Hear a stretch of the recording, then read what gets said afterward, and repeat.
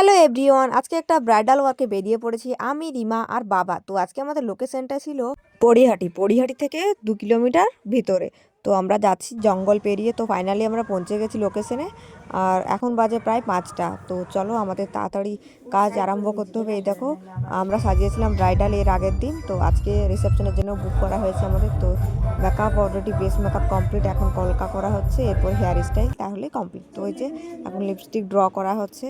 তো তারপর lipstick draw করা হয়ে গেছে, এখন হেয়ারটা করা হচ্ছে। তো প্রায় এখন 7টা বেজে গেছে, তার জন্য একটু তাড়া দিচ্ছে। তো আমরাও তাড়াতাড়ি করছি একটু। তো হেয়ার স্টাইলটা একটু বাকি ছিল, তো একটু নানা হয়ে গেছে। তো এই দেখো ফাইনাল লুক নিয়ে চলে এসেছি, গয়নাগুলো পরানো হচ্ছে। আর কি মিষ্টি দেখতে আমাদের ব্রাইড, আর তাকে সাজা।